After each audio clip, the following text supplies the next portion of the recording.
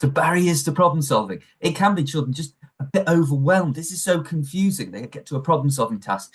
There's lots for them to compute, and then their initial effort doesn't lead to success. They don't end up persevering.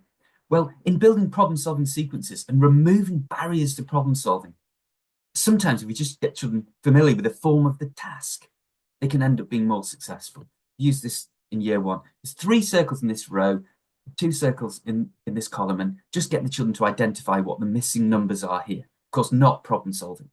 And that leading into maybe a reasoning task like this. Which counter is in the wrong place? And where should it be? Children having a look, we identify it's the one at the top left. If it was positioned here, it would be correct. So we use the form of the task. So when children get here and they've got to position the counters on the grid to make it correct, they're familiar with the form of the problem solving task, but they still are doing the problem solving themselves. They engage with the task. I've just gotten kind of familiar, if you like, with the rules of the game. This is a different task. And the problem solving task here is you make the number above by adding the two numbers, but the numbers in the two boxes below. And it's a multi-step task. We start by trial and error. There is an efficient method.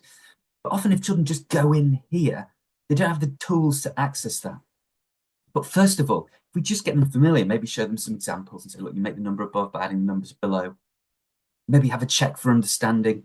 What are the missing numbers? Is it 2 or is it 10? And then we can check, do they understand like almost like the basic rules of the game? Maybe we could then have a go at this task, first of all.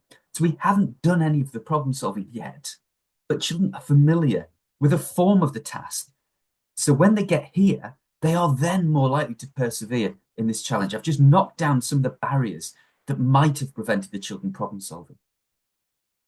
So in my IC problem solving resources, there are build tasks that lead into the main task often. And so the idea is the build one in this instance just breaks down some of the domain specific knowledge, has the checks for understanding. And it's almost like the requirements that children will need to understand before they go into that main task. And of course, in the main task, we think, where do we start from? For example, that could be the reasoning that comes out. And here's another one. This is one of my favorite from IC problem solving lower key stage 2. The main task, positioning the digits 3, 4, and 5 to make the product as large as possible. But before we do that, we maybe just toy around with that build task.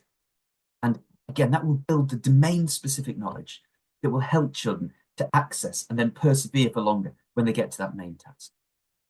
So if we're thinking, well, children may struggle to access the problem solving, maybe if they're familiar with the form of the task first, you can engage them in that problem solving while still giving them the genuine experiences of problem solving.